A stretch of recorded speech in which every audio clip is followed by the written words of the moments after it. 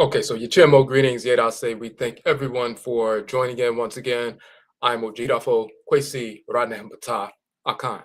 Odwirafo of Akwamumayan Amaruka Etifi Mu.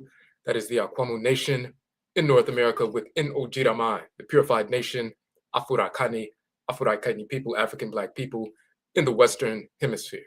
So we want to go over this topic today. This is part of a publication that we have released, but also part of the two documentary films that we have released.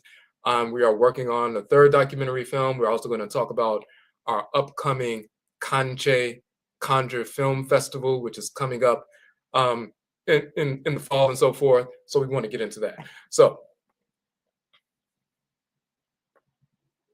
So part of what we do, and you'll see this on this channel as well. You look on our channel in the documentary film section, our first two documentary films, you will see that. And in fact, before we get into that, let me show you the images, the flyer for the documentary film. The two documentary films that we're working on, the third one now, which will be released very soon.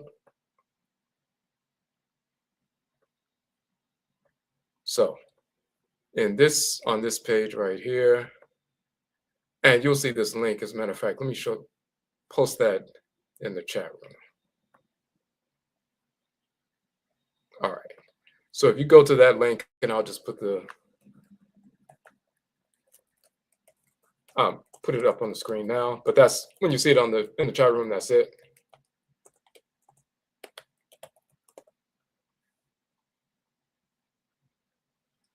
Okay, so you see our KANKYE films, KANKYE Conjure Film Festival.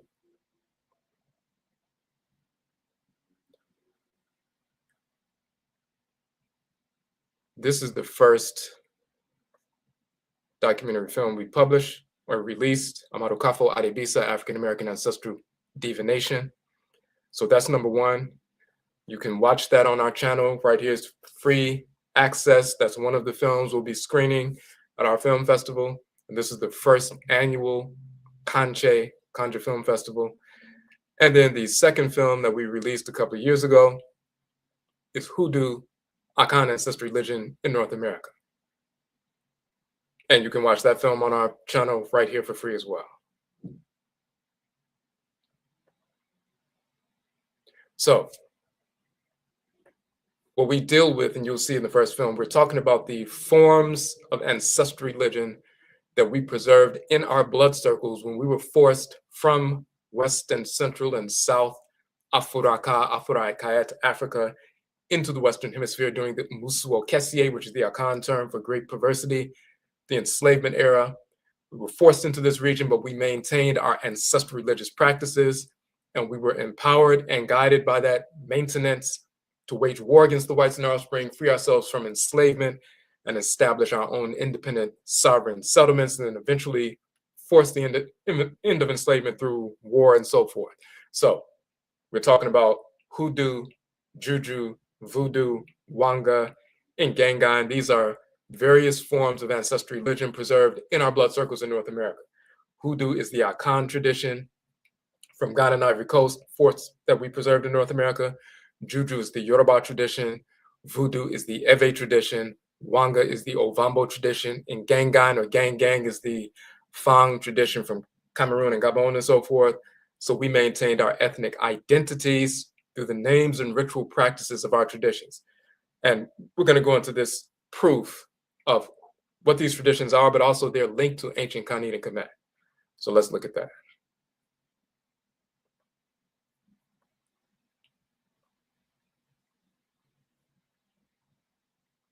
So we have our Etchi Sign conference, and this particular journal is from that conference. Let me just show you the page right quick.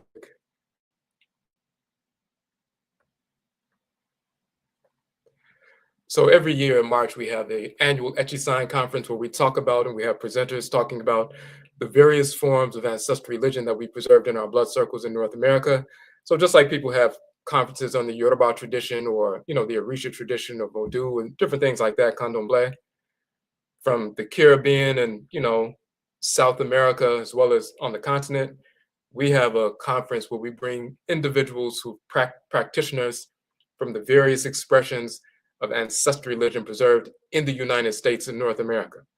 So if we're talking about Voodoo, we're not talking about Haitian Voodoo. We're not talking about what's in the Dominican Republic. We're not talking about the expression coming from Togo and Benin. We're talking about how we preserved, those of us who are people who are Ewe, preserved Voodoo when they were first forced into North America directly from the Aja Empire and later the Dahomean Empire, directly into places like Louisiana and so forth. Voodoo did not come from Haiti and imported into Louisiana. It was in Louisiana 100 years before the Haitian Revolution. Same thing with Hoodoo in North America and the southern United States and parts of the North, coming directly from Akan people forced into North America. We maintained Akan ancestral religion under the Akan term Undu or Hoodoo and so forth. So we bring people who are practitioners of our ancestral religion in North America and give presentations on these various expressions. So one of the things we did was we published a journal the first 3 years. This year is going to be the 11th annual. Hold on 1 second. Okay. This is going to be the 11th annual conference.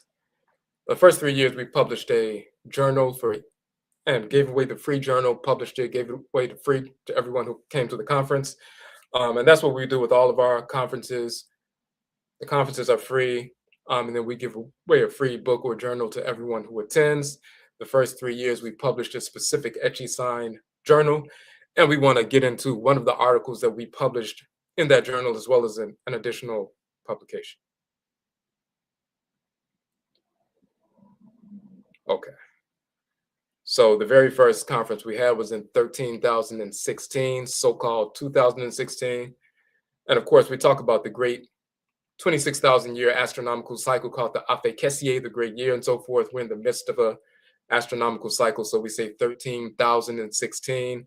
We don't use 2016 because the fictional cartoon character Jesus never existed, so we don't track time based on a fictional character in a fraudulent pseudo-religion. So, and the same is true with Muhammad and Allah and Yahweh and Buddha and so forth. All of these are fictional characters who never existed. And in our books, we prove that.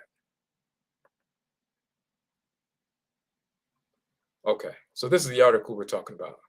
And this is the image that you see for the flyer when we put the information out about the show.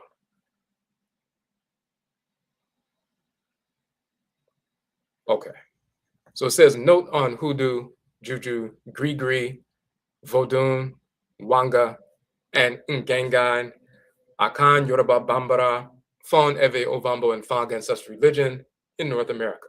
So, now the reason we published this article is because first and foremost, we prove that our traditions are unbroken.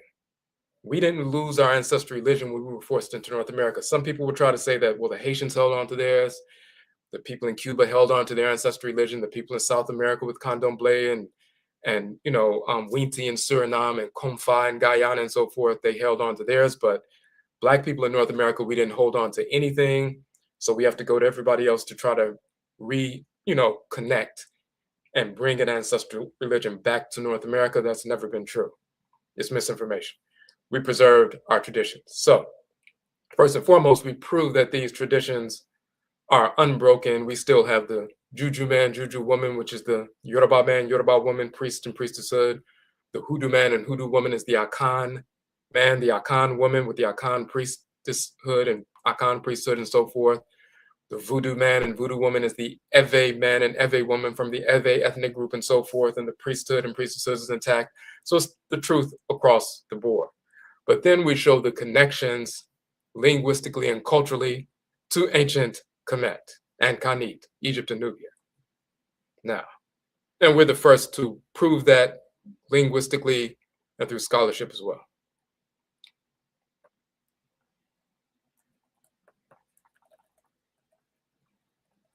So the first part, we start talking about that, and then we get into the first proof. We start talking about Hoodoo, and we say from page 21 of our publication, Undu in Akan means medicine. Nduru is the Asante dialect. Undu is the Akwamu dialect. In ancient Kanit and Kemet, it's Undunu, medicine. Undu came to be pronounced hoodoo in North America. Undua means trees, plants, roots. Udu means trees, plants, roots in ancient Kemet and Kanit. So let's look at very quickly, and we'll come back to this. We're going to look at the book that we were just talking about. Hold on a second. This is one of the books I published. I published 31 books to date. This is one of them. And this book is proving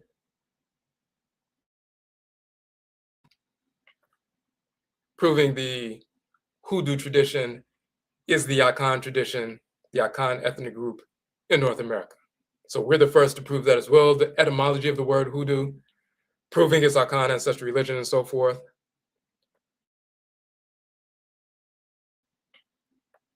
It's taking a minute to pull up. Okay. So this book, Hoodoo People, first and foremost proves that Hoodoo is the Akan tradition, and then we show the connections to ancient Kanit and Kemet as well.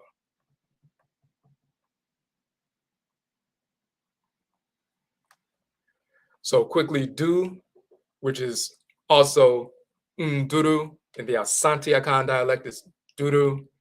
In the Akwamu dialect is Du, which is the plural is Undu. It says powder, medicine, drug, physic, and so forth.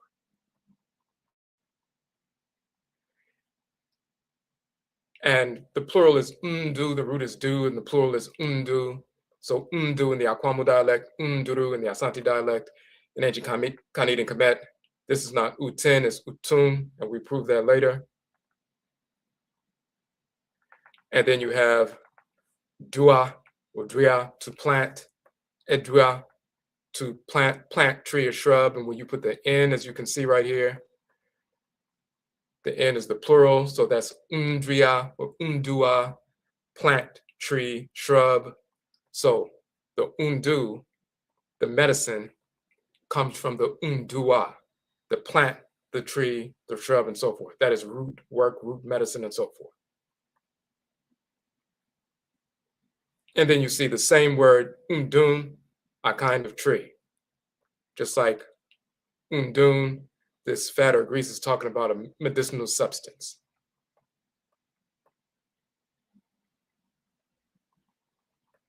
And then we also show Ut and Utu, meaning kind of plant and tree and so forth in ancient Kemet.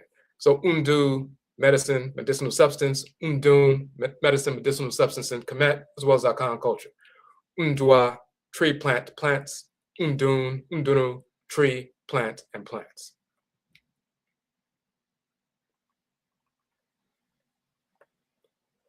Then you have Dun Sin, the stump of a tree. Odun Sini, the native physician, medicine man, and so forth.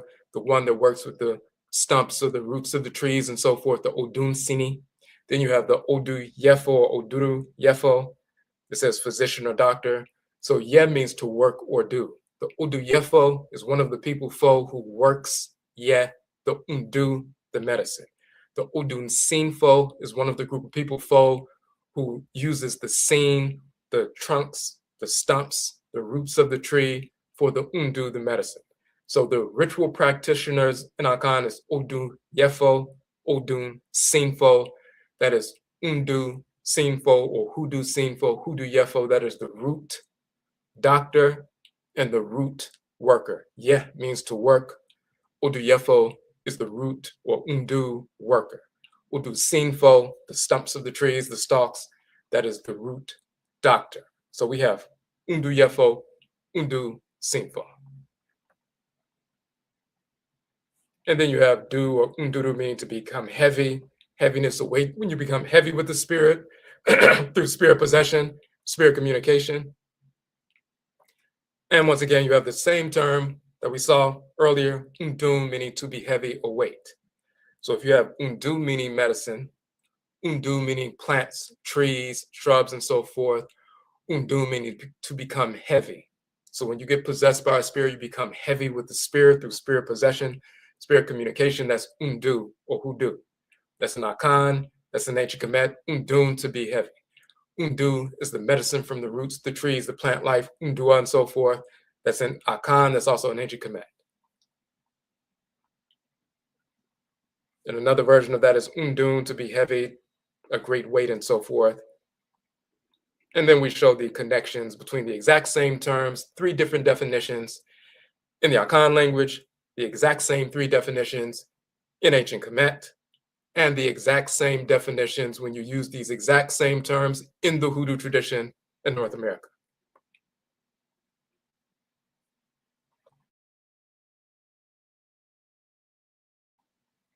Okay.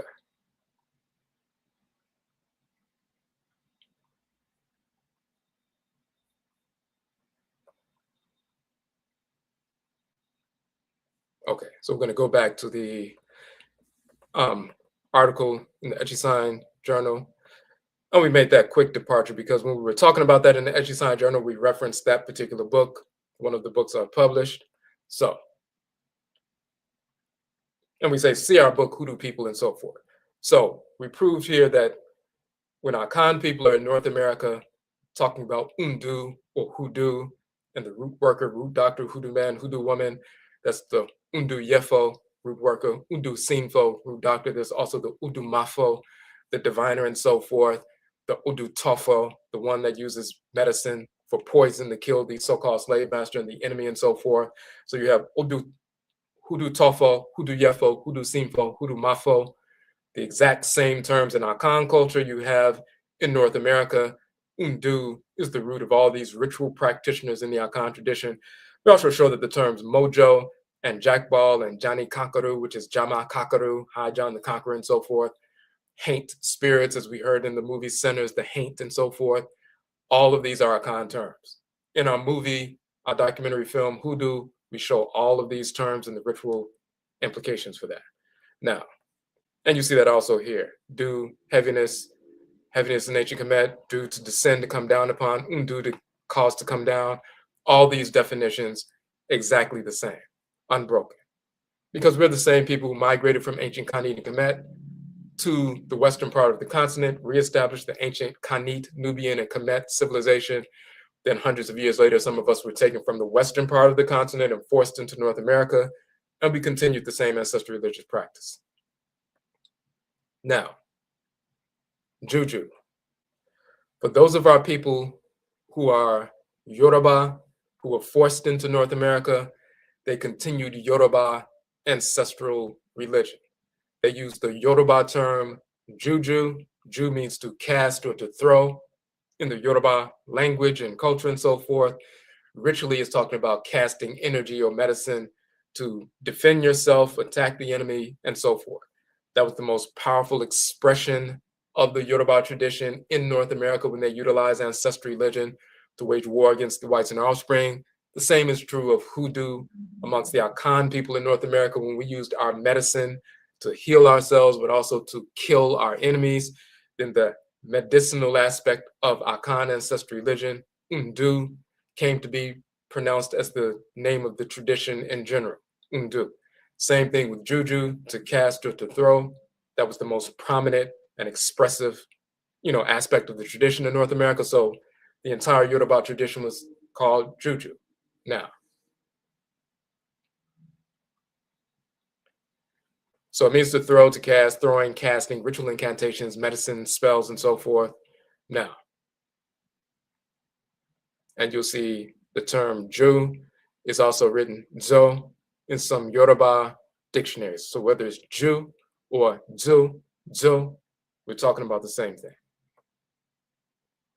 And that's important because just as we saw that Undu means medicine in Akan and Undun in Ancient Kemet meant medicine, Undun means to become heavy with the spirit through spirit possession in Akan. Undun in Ancient Kemet means to be heavy. So the same word that means medicine is the same word that means to be heavy. With the same word, Ju in Yoruba meaning to cast or to throw, you find in Kemet when you have the palm, open palm, turned upwards. And in this particular dictionary, Budge's dictionary, they use the T with the dot under it. If you see the T with the dot under it, it's like a D or a DJ. So this is not tu, it's either do or do. And you see that here as well. The T with the dot under it, it says Ju. Ju is like a DJ or TCHU, Ju, Ju. And you see to be bad or evil and so forth, badness, wickedness. It also means to give and so forth, givers.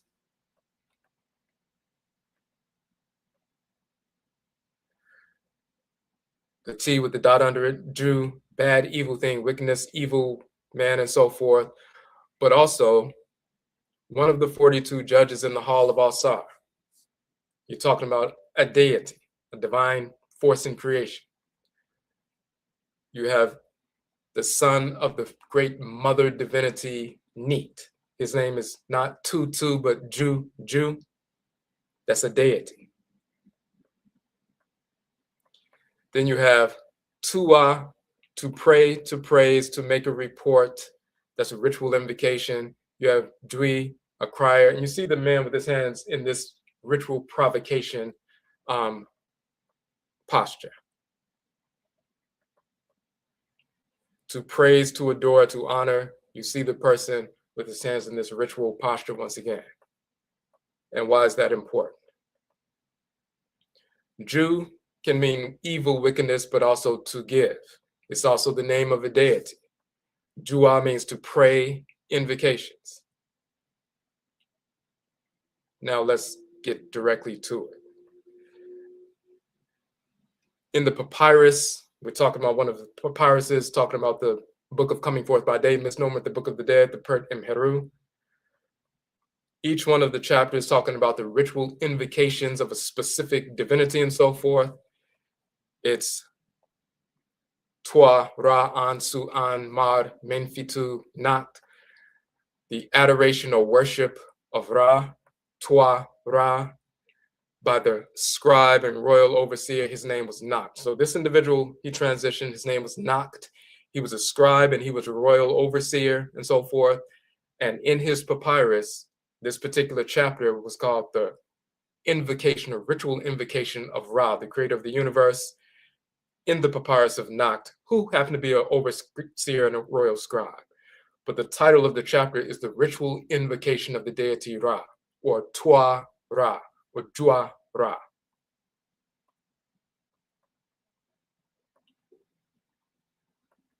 This is the actual, you see the kind of stick figure like this, and you see the actual scribe here with his hands this way. What that's showing is just like if you went and pushed a lion, you will provoke a response from the lion. It will return by, sending some energy towards you. So that's ritual provocation. If you have your hands this way, it's a ritual convocation you're receiving. But if you turn your hands this way and project energy, it's ritual provocation. It's twa, dwa, or dwa, provoking or projecting energy. Just like, and when people engage in different forms of ritual dance and ancient ancestral religion and so forth, you'll even see this to a certain extent in certain forms of martial arts. They learn how to project their energy through the hands and so forth. In our ancestral religious practices, you will see the energy coming from the palms. As a matter of fact, let me pull this up right quick, see if we can. I wasn't planning to put this out. Let me see if I can find it real quick.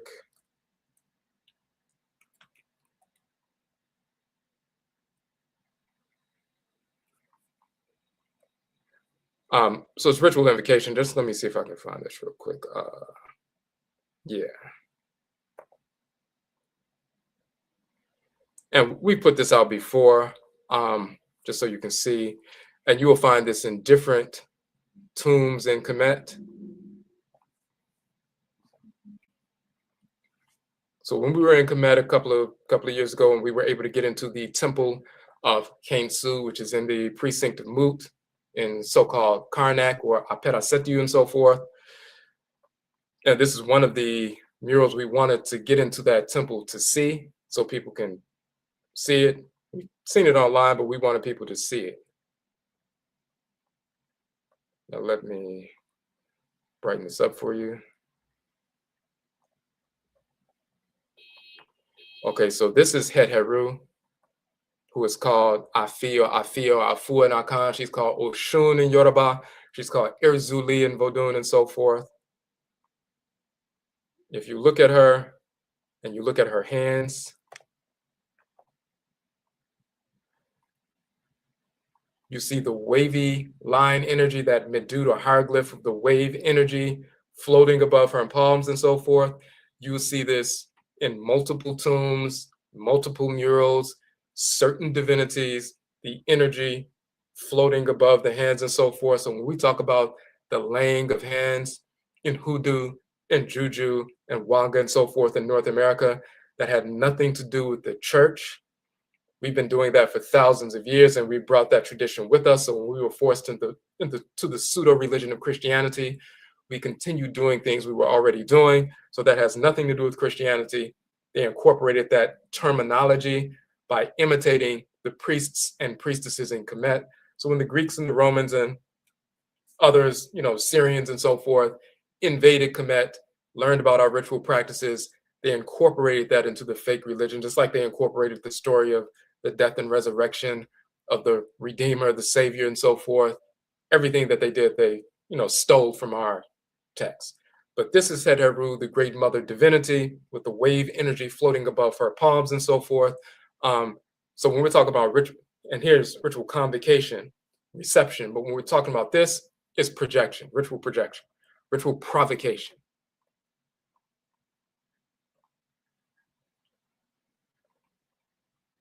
Okay. So the reason why that's important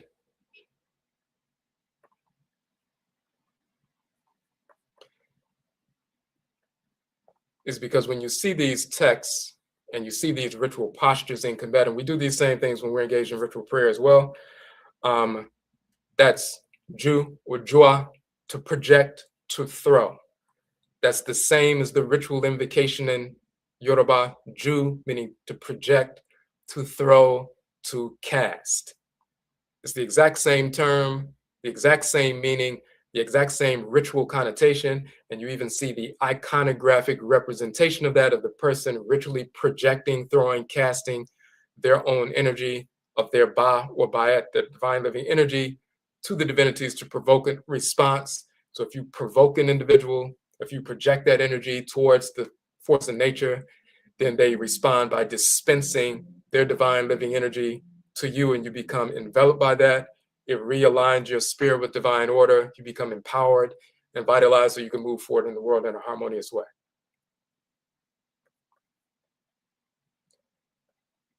Okay. So that's what we talk about. We talked about the laying on of hands. We're talking about ritual provocation and convocation, projecting, shooting energy outward, and so forth. So Ju or Jua in ancient Kemet is the same as Ju in Yoruba.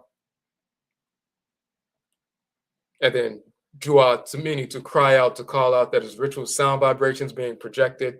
No different than, as we say, if an infant starts to cry, those are sound vibrations being projected.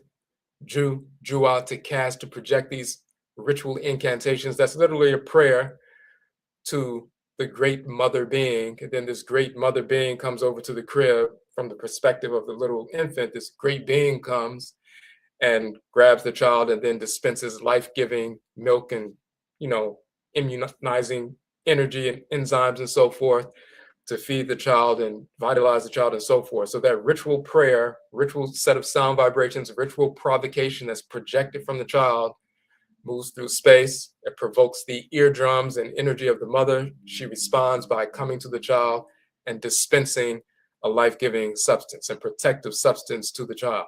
We do the same thing with ritual sounds by projecting them out, provoking a response from the divinity, and receiving a dispensation of energy from the divinity.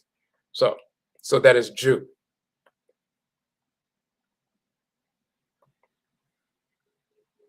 Same term in ancient Kemet, same term in the Yoruba tradition. So the Juju man and Juju woman is the Yoruba man, Yoruba woman.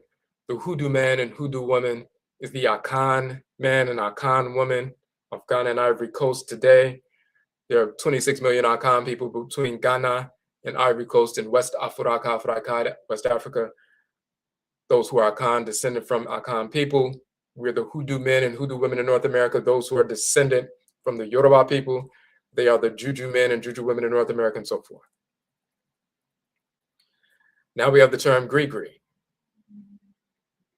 Grigri is a Bambara term brought to North America, describing the ritual use of medicine. You hear Grigri bags and so forth, the Grigri man, the Grigri woman, and so forth, the ritual medicine and all of that. Bambara or Bamana are the larger part of the larger Mendi ethnic group. So Mali, they have populations in Senegal and Guinea and Burkina Faso and so forth. So when you see the Grigri bags used in Bambara culture,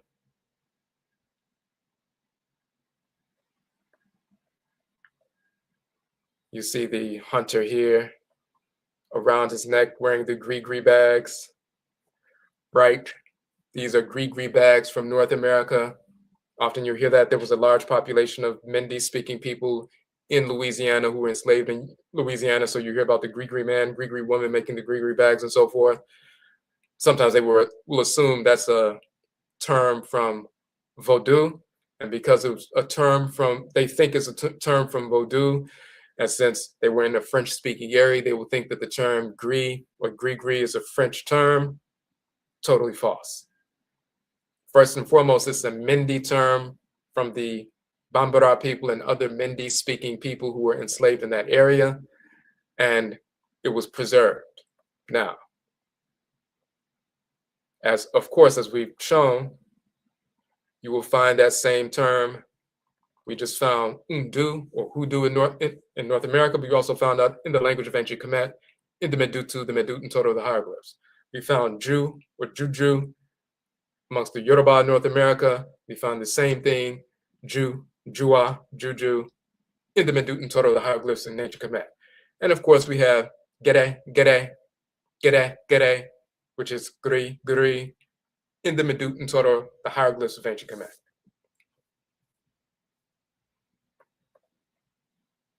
So, Ger, to furnish, to found, Ger, possessor, owner, master. But then you also have burnt sacrifice or offering. We're talking about ritual practice now.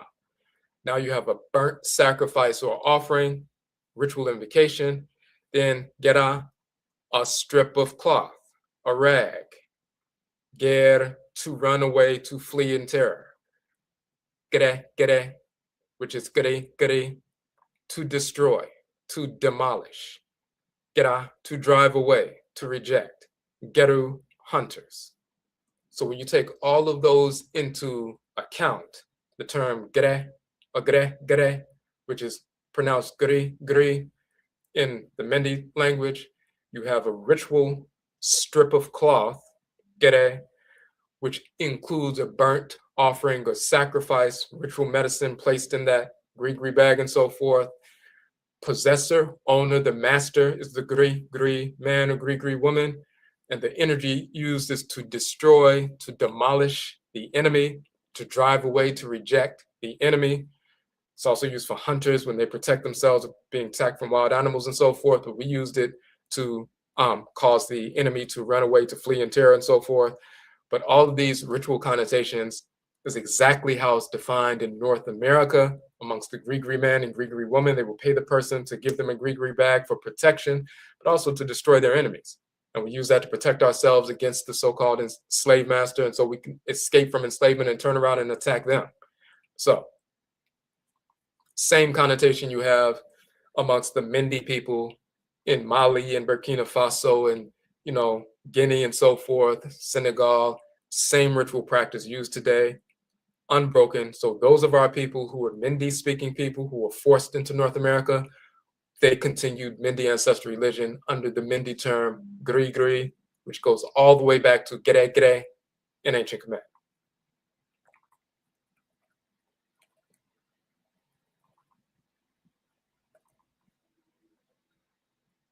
Then we have the term Voodoo.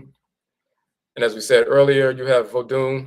First, we had the Aja Empire, which was later invaded. So you had the Aja and Ewe people who were major groups in the Aja Empire The Fon people who are related to them, they ended up taking over.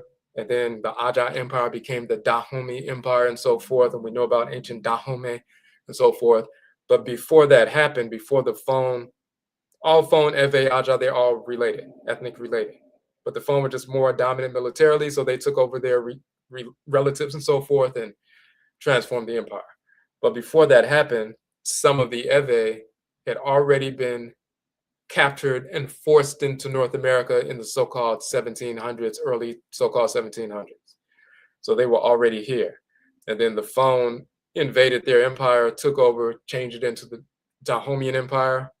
But then some of them got caught and forced into North America as well. Many of them went to North America. A lot of them went to Haiti and so forth. So the expression of Voodoo in Haiti is more Fon dominant and so forth, because that's who got caught at that particular time. But the ones who got caught first were the Ewe speaking people. And some of them ended up in Haiti as well, but many of them ended up in North America, coming straight from those lands into North America and Louisiana and so forth. So the expression of Voodoo that you find in Louisiana is more Ewe centered. The expression of Voodoo you find in Haiti is more Fon centered. And therefore the Ewe Voodoo that you find in Louisiana is more matriarchal. You see the Fon expression of Voodoo in Haiti is more patriarchal and so forth. So that's what's happening.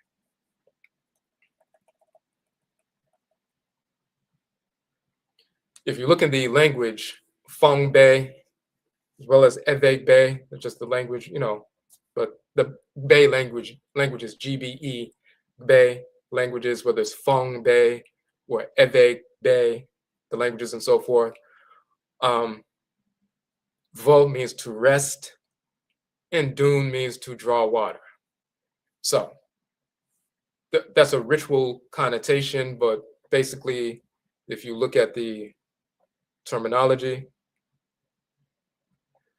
when if a woman is walking with, a vessel on her head and she's going down to the river and so forth to draw water, she's walking and then she stops, she gets the vessel, she rests, Vo, and then she draws water. And once she draws the water and she places it on her head, she is now rested. Now she can place the water on her head and she can be balanced and have strength and go walk back to the village without spilling the water, without it tipping. And if you've ever carried a vessel of water that was almost, to the top, you have to be very steady and focused, because the slightest move one way or the other will cause the water to begin to splash, violently in different directions and so forth. So first they rest, Vo, and then they draw water, go and, grasp it and so forth. But we do the same thing. We rest first ritually, and then water is a gateway to the ancestral realm ritually. So we go in, we rest, and then we go into ritual practice and go into the spirit realm and so forth, communicate with the Nsamanfo, the ancestral spirits, the Abosom, the deities, become empowered and so forth, come out of that ritual space, and then we move into the world in a harmonious way. So you rest first, still yourself, and then you go into the spirit realm. You go through the gateway that's been opened through ritual song, or ritual dance, or ritual chant, or ritual prayer, ritual movement. Through those ritual practices, you open a gateway to the ancestral realm and you move forward. Hold on 1 second.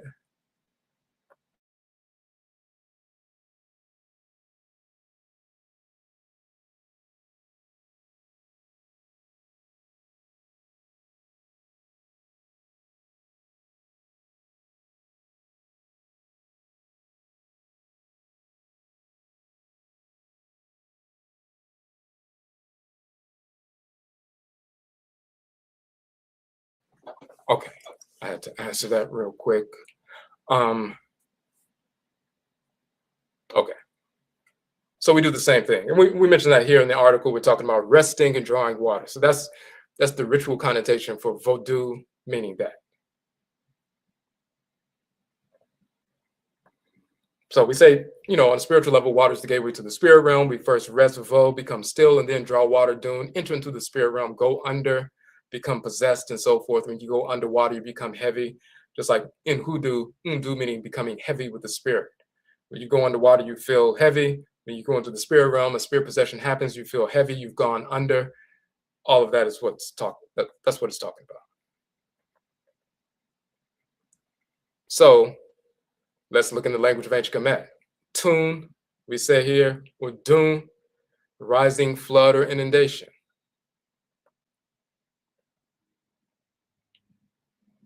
Then you also have to stretch out, to reach out, to extend, to stretch the legs and so forth. Doom, to draw and quarter. Remember, we had the dot up under the T, so instead of two, it's do or ju. And then you have, you notice you have not a rabbit, but you have a hare. The long ears is a hare, sacred animal totem across the board in Ancient Kamit and Kemet, as well as all throughout Afuraka, Fraikai, sacred animal totem for deities and so forth. What's different about the hare with regard to the rabbit is that hares can actually swim. So that's why you have the hare over the wavy water line here in the Medut Toro. And by the way, we have a class where you can learn to read and write the Medut Toro, the so-called hieroglyphs. That's one of the 42 online courses that we have curated that you can access. They are all archived and so forth. That course is only $15. So you see the little hair in the water and so forth. So unu, to exist, existence, to leap up, to rise up, to run away from, and all of that. So un means existence, to leap, to rise up. The hair is rising up or leaping up out of the water. This is related to the emerging sun from the primordial waters at the beginning of creation. It's also related to the rising up of a spirit from the spirit realm to appear in the physical world when you go under spirit possession, as well as initiation. And then you come out of the water and so forth. It's like the sun rising from the horizon. You see the ocean on the horizon. You see the sun rise up out of it, rising up out of the water. To reject, to turn back, to set aside. To open fetters, to unfetter. And then to do wrong, to commit a sin or fault, defect, or error, mistake. Unti, the name of a god, god of existence. Unit, the name of a goddess. And then also hour, time, regular duty. And then you have a priests and priestesses, unu, who served in courses, priests of the hour, lay servants of a temple, and so forth. Horoscopists. So you have nu, means existence, title of male and female deities, hour, time, regular duty service. There are also a class of priests and priestesses called unu and unut. Now, and then they say it's a negative connotation to unu, where it says one operates out of harmony with divine order, so evil, sin, offense, and so forth. You saw that also with Ju, meaning bad or evil wickedness, a negative connotation if misapplied. Now, this is the important part with regard to linguistics. The symbol for the U in the Medut Toro, the hieroglyphs, is often transliterated as a W. In the older dictionaries, you'll see it's a U. In newer dictionaries, it's a W. So for the little chick, the little bird, instead of writing U as the translation for that, they will use a W now. That's because, first and foremost, in Latin languages, the V and W and U interchange. So you have V, you have William, for example. Other cases, they would say William, that's the V, or Wilhelm and so forth. You have Sweden.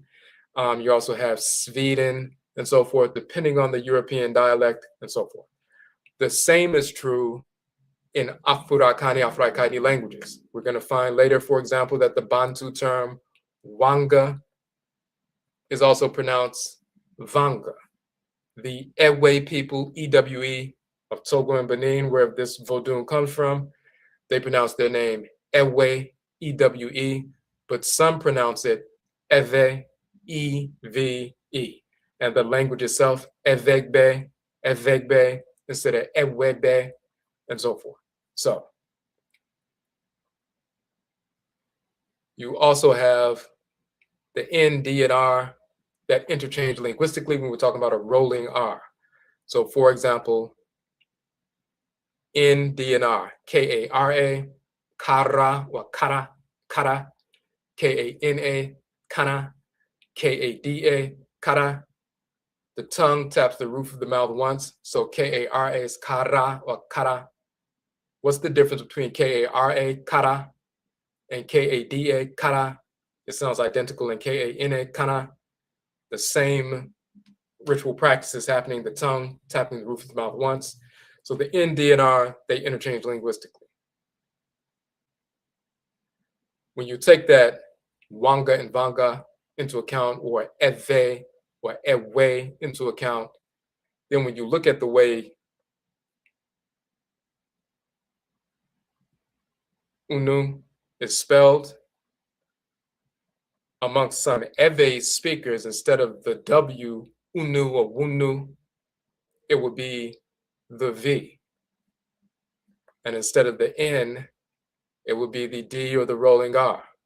So Unu would be Wunu, Wunu, or Wunu, Wunu.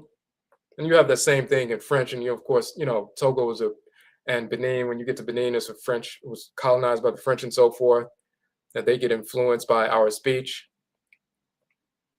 So that Unu is Wunu or Vunu or Vundu, Vundu, Vundu. This is where you get Vunu or Wunu, and we show the linguistic progression from Wunu, Wundu, Vundu, Vunu, Vurun, Vurun, Vurun, and so forth. And if you say it fast, Vurun, Vurun, but if you break it down slower, it's Wun, Nu, Wun, Nu, Vun, Nu, and so forth. This is the hare. This is the hare deity in Ancient Kamit. You see the rabbit's foot and so forth, which is a variation of the hare's foot and so forth, talking about the same thing. So this Wunu or Vunu or Vundu, the divinity, a male and female divinity, also talking about being, existence, rising flood, inundation. You're seeing the little hare rest and then goes into the water, rises up out the water and so forth. There's a ritual connotation for that, but this notion of resting and drawing water, it's important to know we said the relationship of Dune with the hare in a couchant position, resting upon the water symbol. It's not the hare standing up on all fours and looking around and so forth. It's couchant, laying on his, resting on his stomach and, forearms like this instead of this way and so forth. So it's resting upon the water, then it leaps up and so forth, and the energy comes forth. So when you look at all those definitions in context, you have Wonu or Vonu and so forth. You have it all together, the exact same meanings shown pictorially, iconographically in Ancient Kamit. You find the same thing in Vodun in Togo and Benin and parts of Ghana, and the same thing in North America, the same ritual connotations. And people are still being possessed by these same deities who come forward and speak that Ewe language, just like when the Nsamanfo, the ancestors and ancestresses, possess Hoodoo practitioners in North America. They speak the Akan language. Same thing with Juju practitioners. Their ancestresses and ancestors speak Yoruba and so forth. So it's unbroken. Now, Wanga. You hear about the Wanga man and the Wanga woman and throwing the Wanga and so forth. And you read, old articles from the late 1800s, early 1900s, when Europeans are talking about the practices of the Negro during enslavement and afterwards, and they say he's throwing the Wanga, and that's an evil energy of spirits and demonic spirits, just like they talk about that. Anything that we use ancestral religious-wise to overthrow them, they will call it evil and demonic. But in reality, the only evil is their fake religion, the fictional cartoon character, Jesus and Allah and Yahweh, fraudulent fictional deities who never existed. And as we said in our books, we prove how these fake deities were manufactured. But we have the real traditions. So they say the same thing about Wanga.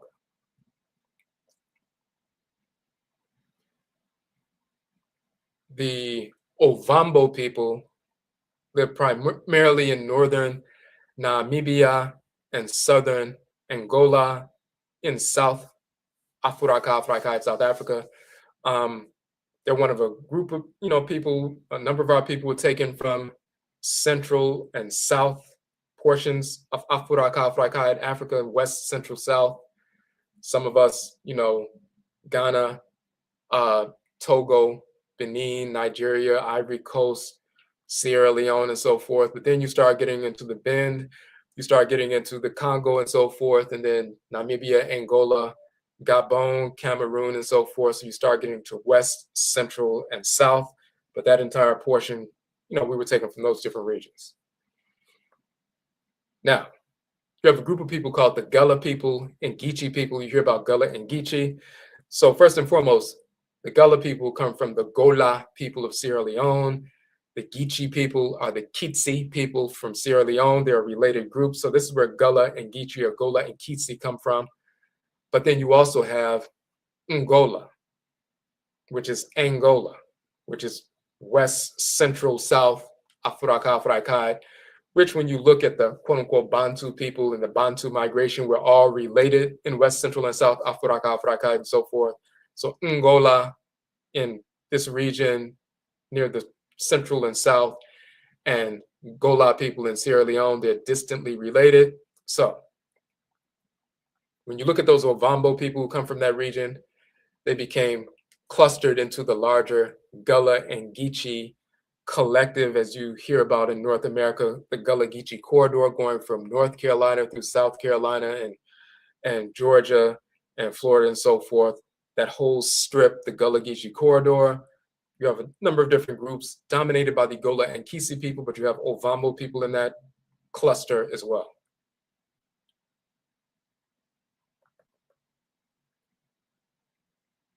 So amongst the Ovambo people, you have the term Wanga. You also see it spelled O-Wanga, because the U and W, as we said earlier, interchange, so Wanga or O-Wanga. You also have Buanga, Ovanga. Remember the V and W interchange and so forth. So various dialectical variants in the Ovambo language. They call themselves Ovambo, also Owambo. V and W interchange. Wanga and also Vanga. So in the Western Hemisphere, those who utilize Wanga could be in our call the Wanga man, Wanga woman.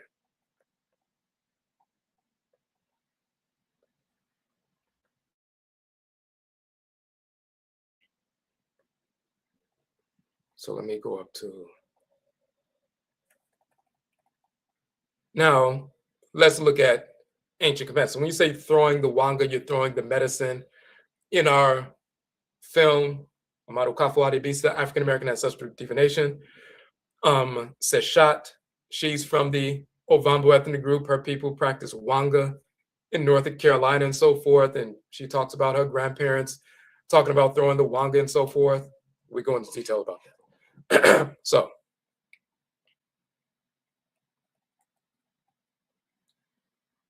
okay, let me make sure.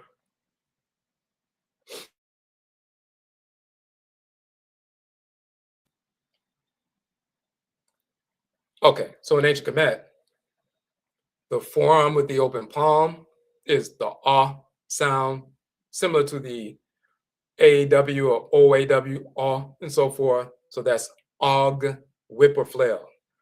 Auget, food, a kind of grain. Augud, a plant, mint, peppermint. An offering of some kind, bolts, nails, metal, pegs. That's important.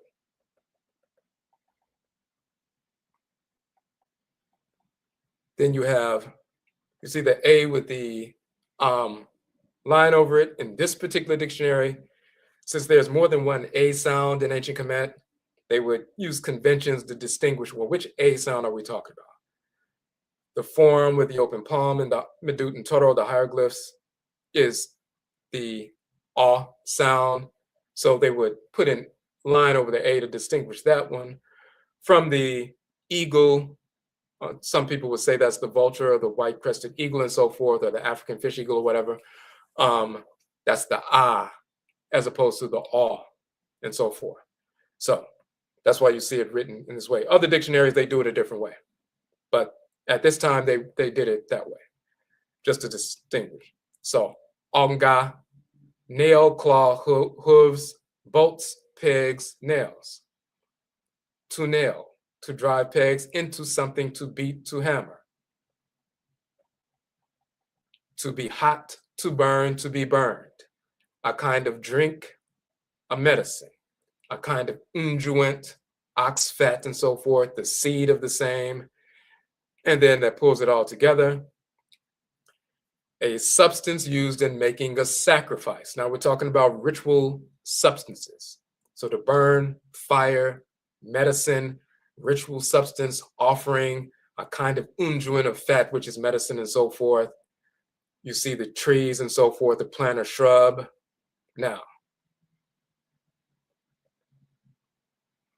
so here we have a and then ga, and that nga is nasal. So instead of just saying ga, it's nga, nga. So you have onga, onga, and that's onga. That's the same as awanga, which is onga in Ancient Kamit. Now let's look. People are familiar with these ritual statues with the nails driven through them.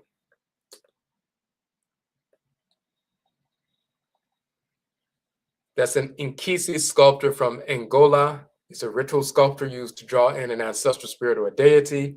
Medicine is deposited within these sacred ritual figures. They're also used to forge communal and ritual contracts with the ancestresses and ancestors. The signing of the contract is driving a nail through the sculpture, just like if you had a contract and you took a pen and signed it with ink. Well, in our culture, you get this sculpture, you take the peg, and you drive it through the statue. That's your quote unquote signature.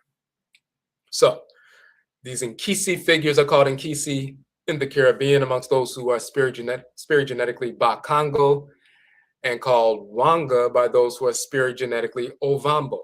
In North America, a form of this ritual figure is called a Wanga doll. So some people would see little dolls with pins stuck in them, and they would assume that they are voodoo dolls. Sometimes they are voodoo dolls because the Eve, they have the Bochiao figure, and the Bochiao is the same as a voodoo doll. So in English, they would say voodoo doll, but it's a Bochiao figure. In Akan, we have the Nkwa, the Akwa doll, and so forth, is the Akwa Ba, which is the doll Ba baby. So a hoodoo doll baby is Akwa Ba.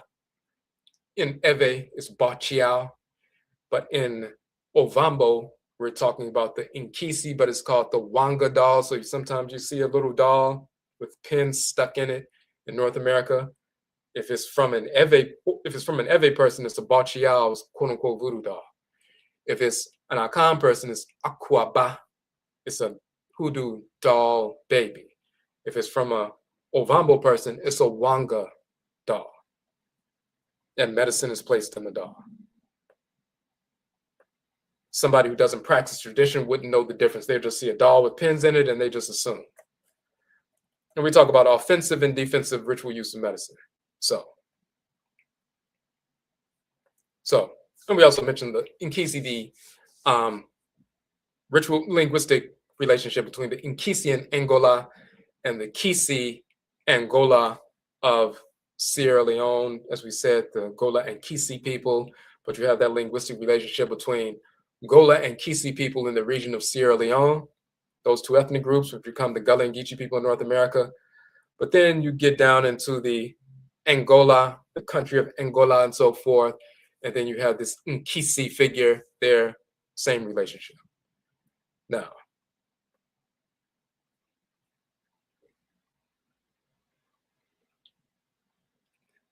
Ngengang, that's the Fang people. This is a sculpture from the Fang people of Gabon, Equatorial Guinea, and Cameroon, and the Republic of Congo, but a lot of them reside in Gabon and Cameroon and so forth.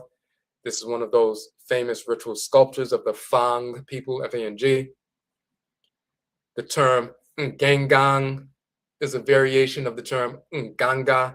So in the Congo, the ritual practitioner is called Nganga, but the people are related linguistically and culturally. They're like cousins who separated. So in the Congo, it's Nganga, Nganga. Amongst the Fang, it's Ngengang, Ngengang, and also Ngengang. So you even hear our people today saying gang or gang and referring to people, what's up, gang? Why are we drawn to these terms? We've been using these terms for thousands of years.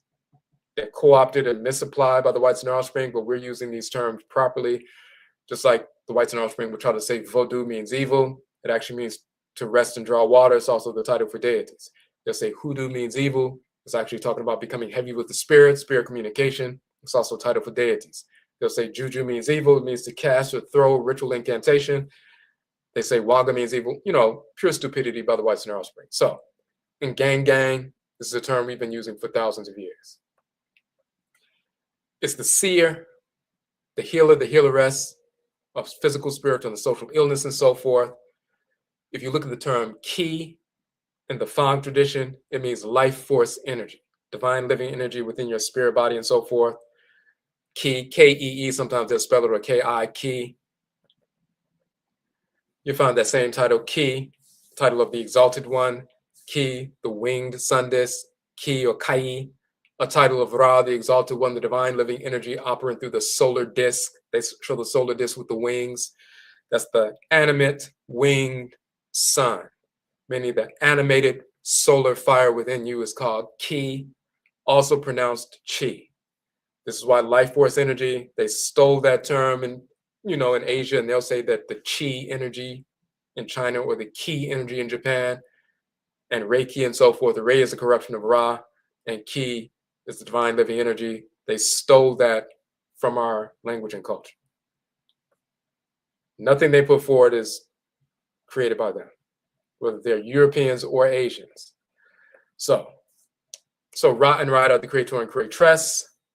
Amen and Amenet are the supreme being. They are the grandparents of Ra and Ra. So, but let's get into this term Ngengang. We wrote one of our books, one of the 31 books I published. We were talking about the term Nganga, and you find that in the language of Ancient Kamit. People who are misinformed, been brainwashed with white culture, they see this and they think it says neg or nigger and so forth, and like, oh, nigger means God. We need to start calling ourselves nigger, which is pure stupidity.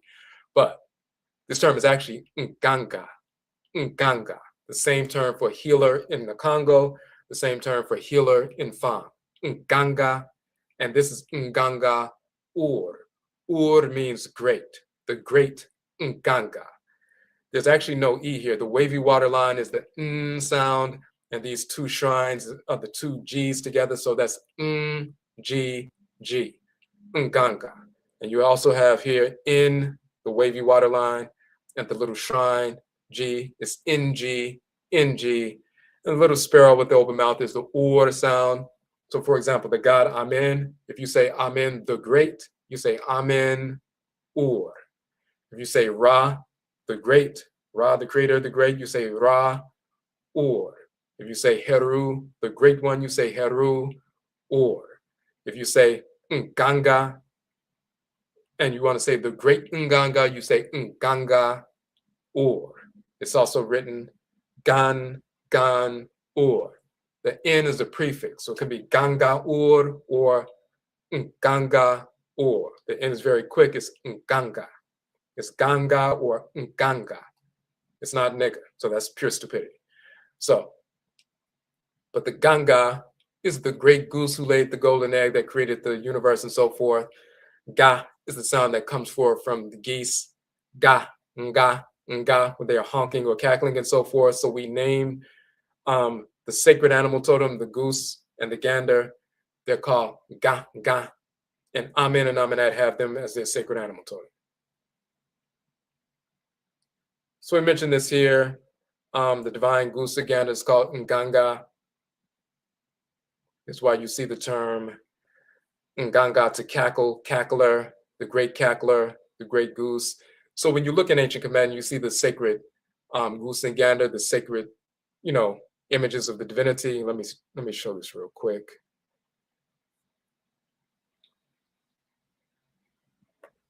Let me switch over real quick. Just want you to see this in the actual book that we're talking about. So this is our Nhoma page, our publications page.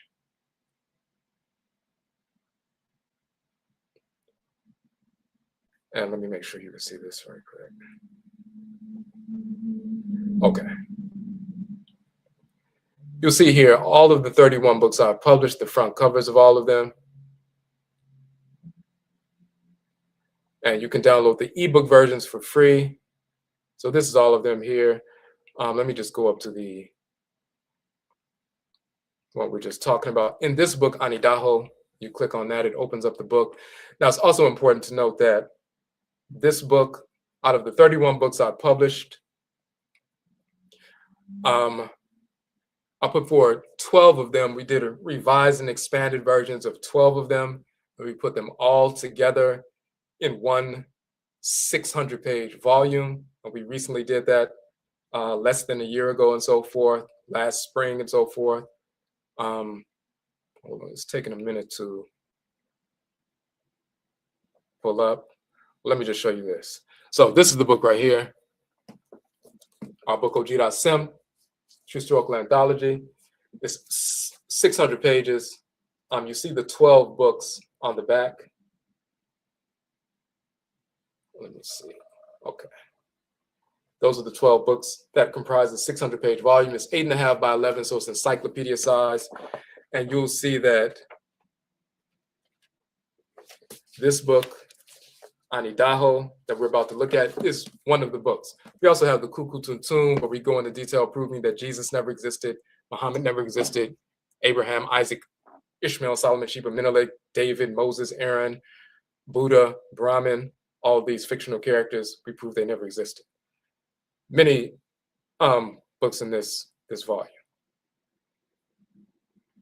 And you see even right here, we put on the front page that the new version of this book, the one online is the older version, but the new version, the expanded and revised version that is included in the 600-page volume is that. But this is what we quoted from within this article here. I just want you to see the images that we're talking about. These are the images from Ancient Kamit. Amen and Amenet, the great god and great goddess, use the animal totem of the great Ganga and Gangaet, the great goose and gander. So we show that what you have here is Amen on the right and Amenet on the left. Amen is the great god, Amenet is the great goddess. Together they comprise the supreme being.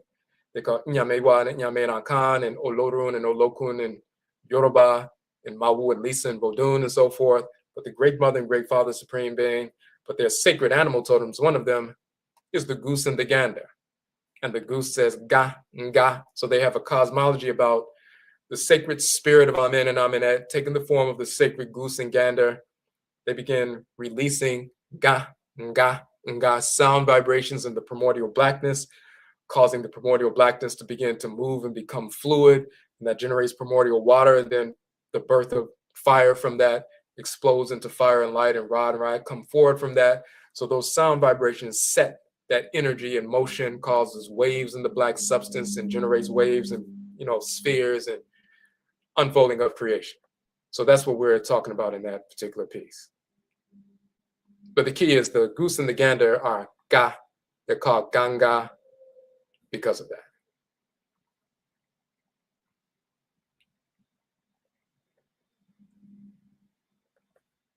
And we show that, just like a child would, see a dog and the dog says woof, and they identify the dog as a woof woof because that's the sound that organically comes from the animal. In our ancestral languages, the sounds that organically come from these sacred animal totems, we identify the animal based on the sounds that they organically produce. And since the goose and gander produce the ga, nga, nga, we call them Ganga, and so forth. And Amen and Amenet are called the great Ganga, Ganga Ur, and Gangaet, and so forth. Those who engage in ritual incantation, ritual sound vibrations to make matter move. So that's why we show Ganga Ur, the great cackler.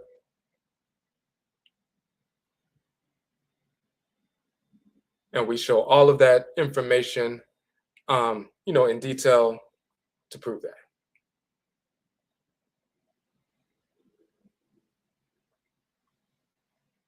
Hold on 1 second.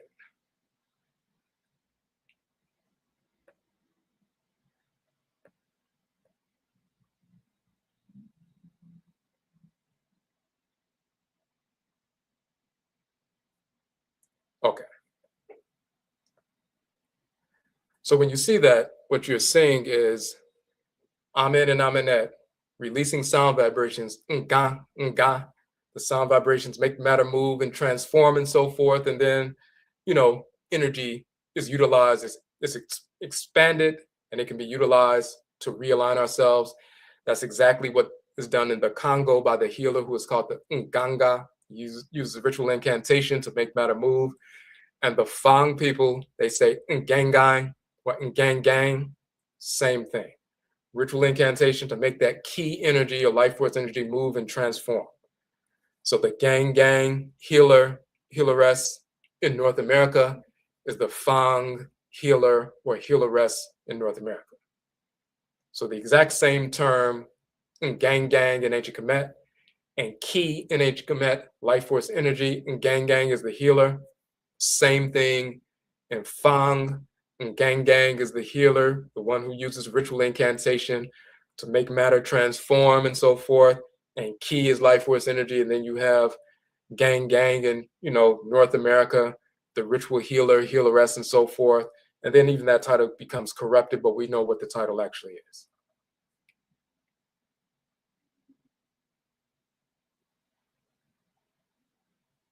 Okay. Now let me just say, okay, so switch back over.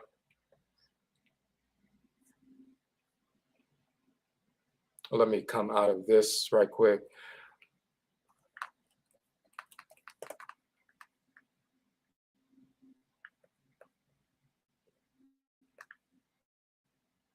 Okay, so you see on the screen, we're having our KANKYE Conjure Film Festival coming up in November.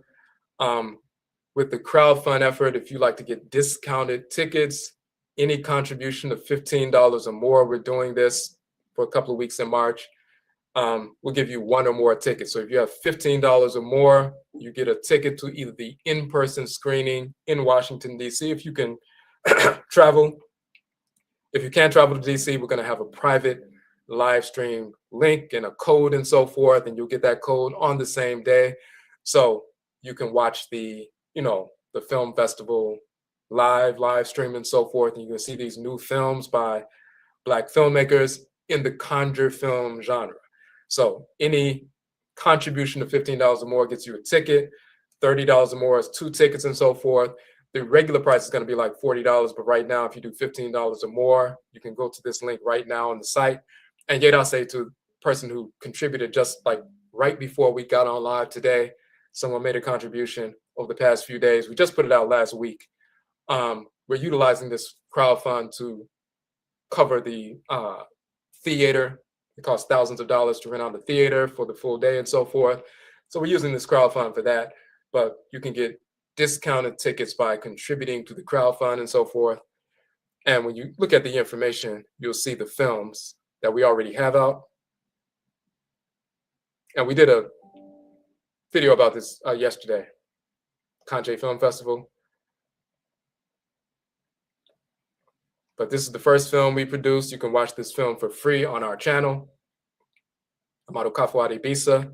We're talking about Hoodoo, Voodoo, Juju, Wanga and Ngengang in North America, the divination systems that we preserved in North America in these traditions. Each one of us you see here are from, these different traditions. The Juju tradition, which is Mama Mawusi, Amuk Kajara, the Ngengang tradition, Seshat, the Ovambo tradition, the Wanga tradition, Voodoo Queen Kalinda Laveau, the Voodoo tradition, myself, the Hoodoo tradition. So we're talking about different traditions in that film.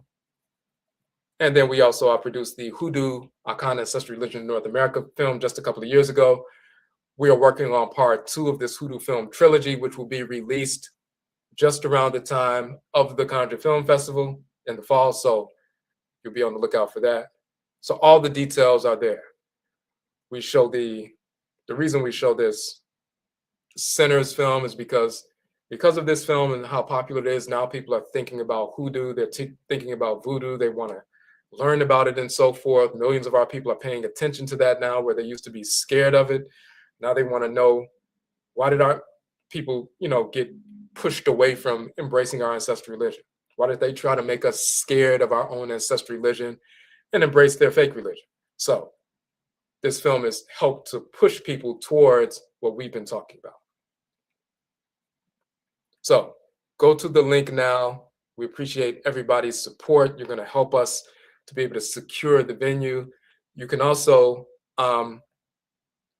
through that process, even if you purchase a book, that helps us to secure the venue as well. Anytime you purchase a product, you can purchase the book here, and I'll put a link in the chat room. This is the 600-page book, 8.5 by 11. And if you, we did this throughout Black Trustery Month, which is Black History Month. Today is the last day. Let me put the link in here real quick, so you can see it on screen. If you order the book now, through us, you get a 30% discount. Now we have our book on Amazon. It costs more on Amazon, and you'll see that booksellers, our books cost more on Amazon because Amazon takes 60% off the top of your price. So whatever your price is, Amazon gets 60% of that. So when you purchase it directly from us and we ship it directly to you, then we can give it to you at a discount. That's why you see that with different booksellers. But if you look at our site, you can order the book for a 30% discount. And if you choose Afterpay at checkout, you only have to pay $13 today to place the order for the book. And then the other $13 you pay over time. So let me show you that link right quick. So this is our Odwirafo Square site. And when you go to that site, you'll see the book and you'll see other things as well. This is our Sunday course. We're doing tomorrow, as a matter of fact, at 11 a.m. We're going through the Pert Imheru, the so-called Book of the Dead, Book of Coming Forth by Day, and going through each chapter and so forth. But here's the link for the book.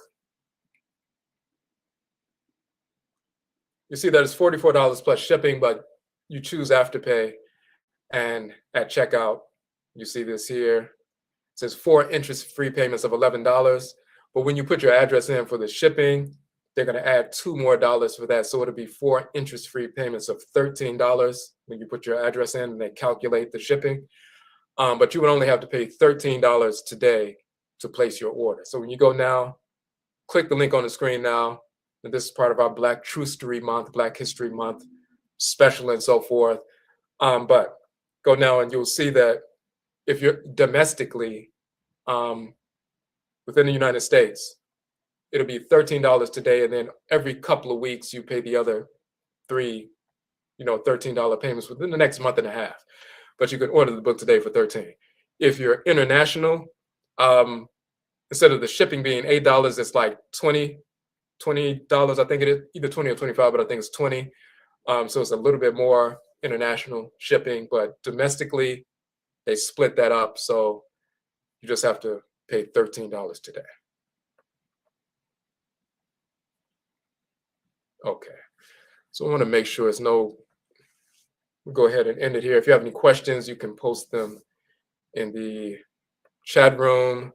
But yet I'll say to the people, we just put the film festival link out last week. We're at let me go back and check. We were at 5% of the goal. I just want to make sure. Let me check and see. I don't want to misstate what it is.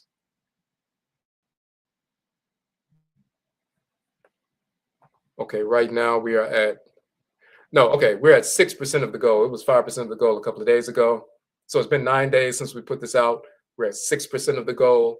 And the sooner we can get to the goal so we can secure the theater, the sooner we can do that, the better. And then we'll be focused on two things: finishing our second Hoodoo film, which we're going to release around that time, and also pulling in these other Black filmmakers so they can submit their films. And as long as they're part of the Conjure film genre, then we're going to have them, and we'll have a number of films by a number of Black filmmakers, Black only, of course, in the Conjure film genre, specifically focused on our people in North America who preserved our ancestral religions. So if you would like to support the effort, get free tickets for the live, in-person, or live stream, go to the link now. Yet I say to you all who have already contributed, we appreciate that support of what we're doing.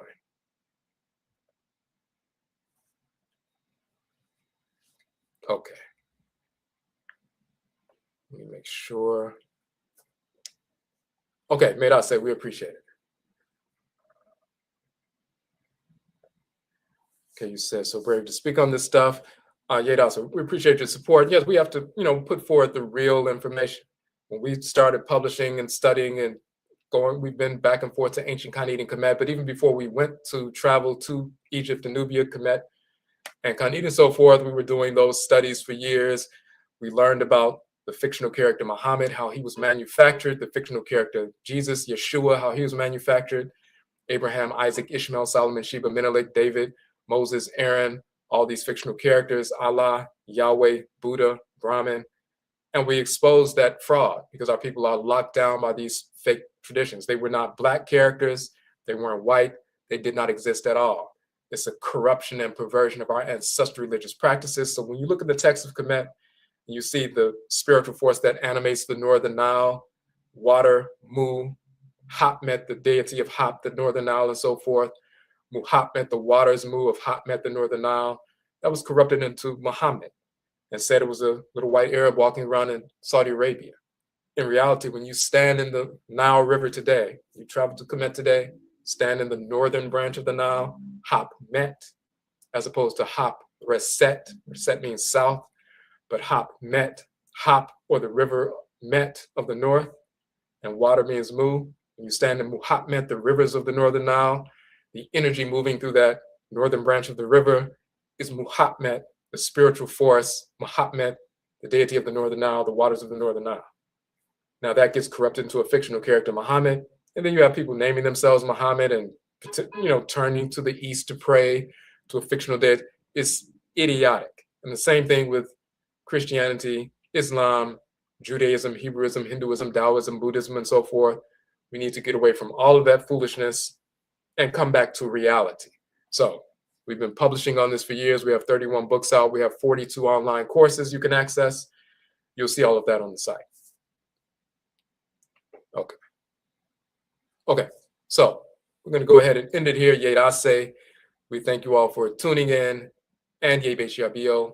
We will meet again. That's it.